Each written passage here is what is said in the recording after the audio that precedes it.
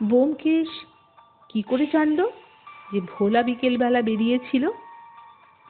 সে কি অন্ধকারে ঢিল ছড়িয়াছে? সে এবার ভোলাকে জিজ্ঞাসা করিল, কতক্ষণ বাইরে ছিলে? ঘণ্টা খানেক। গামছা কিনতে 1 ঘণ্টা লাগে? আজ্ঞে, গামছা কিনে খানিক এদিক ওদিক ঘুরে বেরিয়েছিলাম। কারোর সঙ্গে দেখা করনি? আজ্ঞে না। তোমার বন্ধু বান্ধব কেউ নেই? চেনাশোনা 2-4 জন আছে, কিন্তু বন্ধু নেই। যাক, কাল রাত্রে খাওয়া দাওয়ার পর তুমি রসময় বাবুর পা টিপে দিয়েছিলে? আজ্ঞে, রোজই টিপে দিই। কাল কটা অবধি পা টিপেছিলে? ঘড়ি দেখিনি, আন্দাজ 11টা হবে। তুমি যখন দোতলায় নেমে এলে অন্য চাকরেরা জেগেছিল? আগে না, ঘুমিয়ে পড়েছিল। কেউ জেগেছিল না? কেউ না। ভারী আশ্চর্য। যাই হোক, তুমি তারপর কি করলে? শুয়ে পড়লে? আগে হ্যাঁ। তবে 12টার সময় রাস্তায় বেরিয়েছিলে কেন? অনেকক্ষণ শুয়ে শুয়ে ঘুম এলো না, তখন নিচে নেমে গেলাম। ভেবেছিলাম খোলা জায়গায় খানিক দাঁড়ালে ঘুম আসবে। কতক্ষণ ফুটপাতে দাঁড়িয়েছিলে?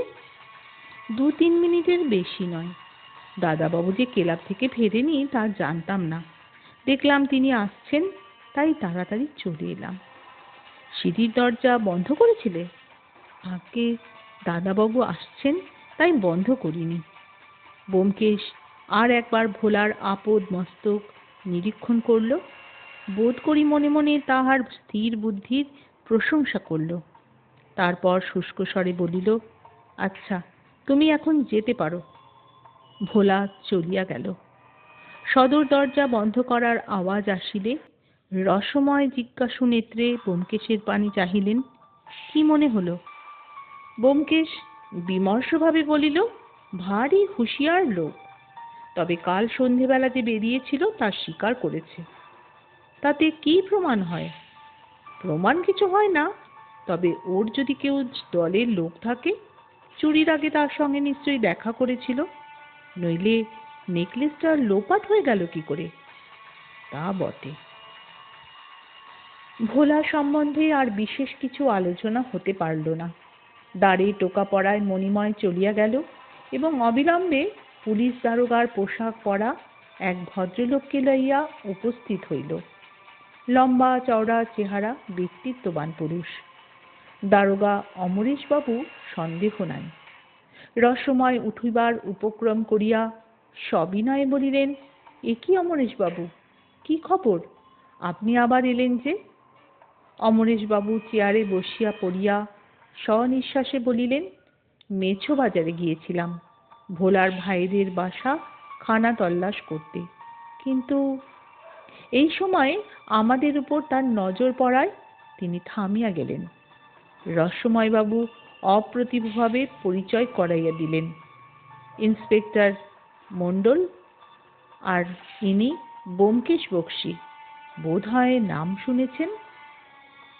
অমরেশবাবু উৎফুল্ল হইয়া বলিলেন, বিলক্ষণ! ব্যোমকেশ বক্সীর নাম কেই না শুনেছে? আপনি? আপনার নাম প্রমোদ বরাটের কাছেও শুনেছি মশাই। প্রমোদকে মনে আছে? গোলাপ কলোনির ব্যাপারে তদন্ত করেছিল। প্রমোদ আমার বন্ধু। ব্যোমকেশ হাসিয়া বলিল, প্রমোদ বাবুকে খুব মনে আছে, ভারী বুদ্ধিমান লোক। অমরেশবাবু বললেন, সে আপনার পরম ভক্ত, তার কাছে আপনার অদ্ভুত ক্ষমতার গল্প শুনেছি। তা আপনি এই নেকলেস চুরির ব্যাপারে আছেন নাকি? বেশ বেশ, আপনাকে পাওয়া তো ভাগ্যের কথা। প্রমোদের মুখে শুনেছি আপনার খ্যাতির লোভ নেই, কেবল সত্যান্বেষণ করিয়াই আপনি সন্তুষ্ট। ব্যোমকেশ মুখ টিপিয়া হাসিল। ইন্সপেক্টর মণ্ডল, যার যা আছে তা সে চায় না, এই প্রকৃতির নিয়ম। এই ব্যাপারে খ্যাতি যদি কিছু প্রাপ্য হয়, আপনিই পাবেন। আমি মজুরি পেলেই সন্তুষ্ট হব। রসময় বাবু গাঢ় স্বরে বলিলেন, মজুরি বলবেন না ব্যোমকেশ বাবু, সম্মান দক্ষিণা। যদি আমার নেকলেস ফিরে পাই, আপনার সম্মান রক্ষা করতে ত্রুটি করব না। সে যাক। ব্যোমকেশ অমরেশ বাবুর দিকে ফিরিল। আপনি ভোলার ভাইদের বাসা সার্চ করেছেন, কিন্তু কিছু পেলেন না? অমরেশবাবু বললেন, কিচ্ছু পেলাম না। ওর ভাইয়েরা কাজে বেরিয়েছিল, দুই বউ ঘরে ছিল, কিন্তু আতি পাতি করে খুঁজেও কিছু পাওয়া গেল না। ব্যোমকেশ কিছুক্ষণ তাহার পানে চাহিয়া বলিল, তাহলে আপনার সন্দেহ ভোলা তার ভাইদের সঙ্গে ষড়যন্ত্র করে এ কাজ করেছে? অমরেশবাবু বলিলেন, ভাইয়ের বদলে অন্য কেউ হতে পারে, কিন্তু দলের লোক আছে, নইলে নেকলেসটা লোপাট হয়ে যায় কি করে? মণিময় এবং তার স্ত্রী কিন্তু অন্য কোনো লোক দেখেননি। তারা যখন ভোলাকে দেখেছেন, তার আগেই হয়তো দলের কোনো লোক মাল নিয়ে সরে পড়েছে। মণিময় বাবুর স্ত্রী অনেকক্ষণ ধরে জানলার দিকে দাঁড়িয়ে রাস্তার দিকে তাকিয়েছিলেন। দলের লোক এলে উনি তো তা দেখতে পেতেন, কি পেতেন না? দুজনেই পরস্পরের মুখপানে চেয়ে তাকিয়ে রইলেন। তারপর অমরেশবাবু দ্বিধা ভরে প্রশ্ন করলেন, আপনার কি মনে হয় ভোলার কাজ নয় এটা? এখন কিছু মনে হচ্ছে না। তত্ত্ব তল্লাশ যা করবার সবই তো আপনিই করছেন, কিছুই বাকি রাখেননি। এখন শুধু ভেবে দেখতে হবে। এই বলিয়া সে উঠিয়া দাঁড়াইল। এখন উঠি, যদি ভেবে কিছু পাওয়া যায় আপনাদের জানাবো। বাসায় ফিরিয়া জিজ্ঞাসা করলাম, তোমার সন্দেহটা কার উপর? ব্যোমকেশ পাঞ্জাবি খুলিতে খুলিতে বলিল, 3 জনের উপর। চমকিয়ে উঠলাম। 3 জন কারা? ভোলা, মণিময় এবং মণিময়ের স্ত্রী। এই কথা বলিয়া ব্যোমকেশ স্নান করতে চলিয়া গেল। আমি বসিয়া ভাবিতে লাগিলাম, সুযোগের দিক দিয়া 3 জনকেই সন্দেহ করা যায়। রসময় দেরাজ হইতে নেকলেস সরানো 3 জনের পক্ষেই সম্ভব। আর মোটিভ, বড় মানুষের ছেলেদের সর্বদাই টাকার দরকার হয়।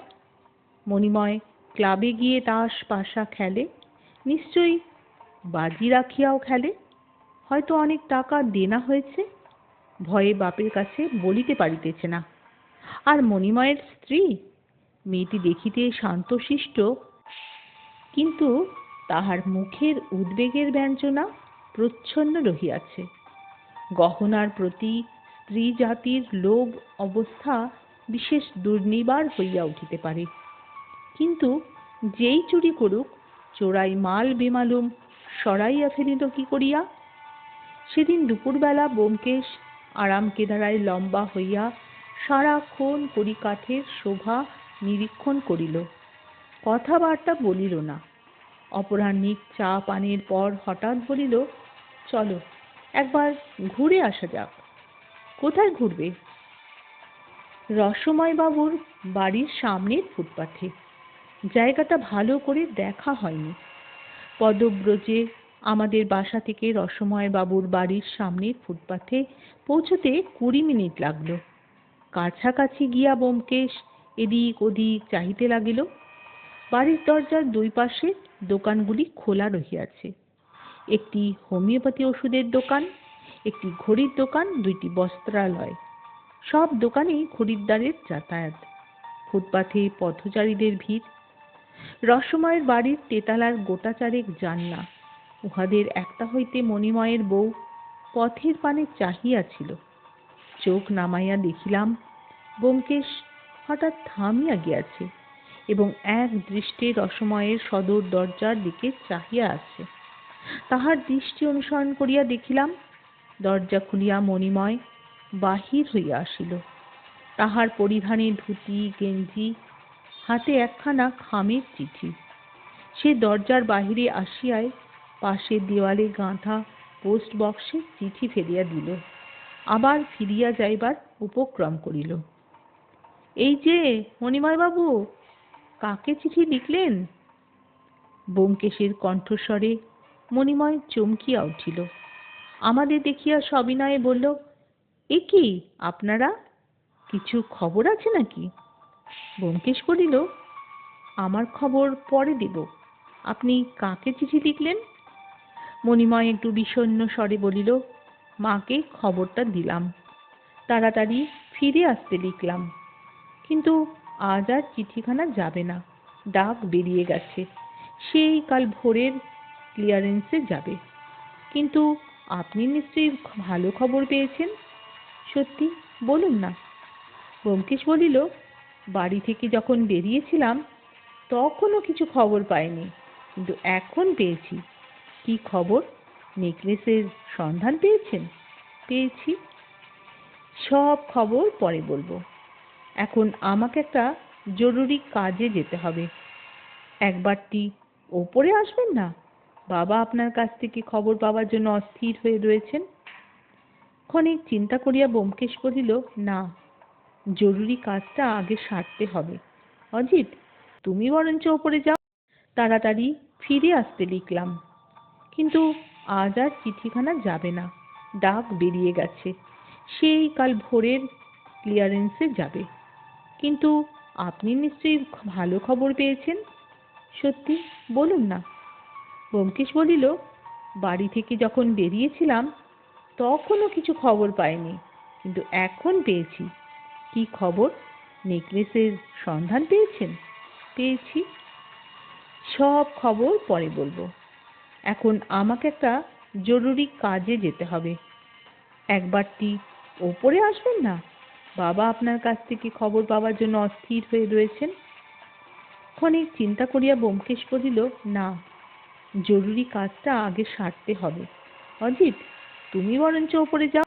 অতঃপর চা, কেক ও 555 নম্বর সিগারেট সেবন করিয়া ক্যাডিল্যাকে চড়িয়া গৃহে ফিরিলাম।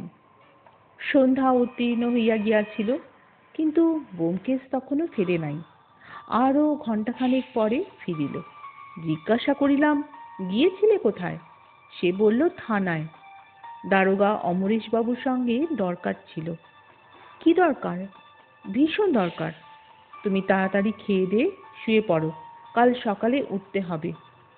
আমার কৌতূহল চরিতার্থ করিবার তার কোনো ইচ্ছা নেই দেখিয়া আমি উঠিয়া পড়িলাম।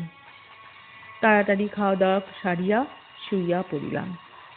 ঘুম ভাঙিল রাত্রি শেষে। ব্যোমকেশ ঠেলা দিয়া ঘুম ভাঙাইয়া দিল। অজিত, ওঠো ওঠো, এক্ষুনি বেরোতে হবে। চা প্রস্তুত ছিল। তাড়াতাড়ি গলদক্ষরণ করিয়া ব্যোমকেশের সহিত বাহির হইলাম। রাস্তায় আলো তখনও নিভে নাই। ঘুমন্ত নগরকে সহস্র চক্ষু মেলিয়া পাহারা দিতেছে।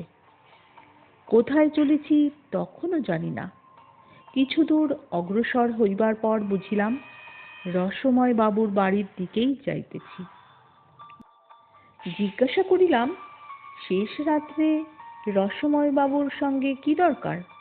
সে বলিল, রসময় বাবুর সঙ্গে দরকার নেই, তবে শেষ রাত্রে বেরুবার দরকার কি ছিল? ছিল, জানোই তো, ওস্তাদের মার শেষ রাত্রে। সোজা কথা বলবে না, না কেবল সব কথাতে হেয়ালি? ব্যোমকেশ মুচকি হাসিয়া বলিল, রসময় বাবুর বাড়ির দেওয়ালে যে ডাক বাক্স আছে তার প্রথম ক্লিয়ারেন্সের সময় হচ্ছে ভোর 5টা। আজ যখন ডাক বাক্স খোলা হবে তখন সেখানে উপস্থিত থাকতে চাই।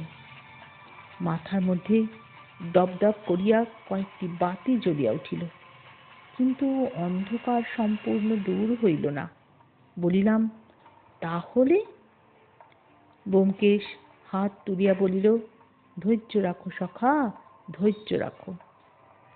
কয়েকটা গলি ঘুচির ভেতর দিয়া চলিবার পর রসময় বাবুর বাড়ির সম্মুখীন হইলাম। গলি যেখানে বড় রাস্তায় মিলিয়াছে সেখানে দুটো লোক প্রচ্ছন্নভাবে দাঁড়াইয়া আছে।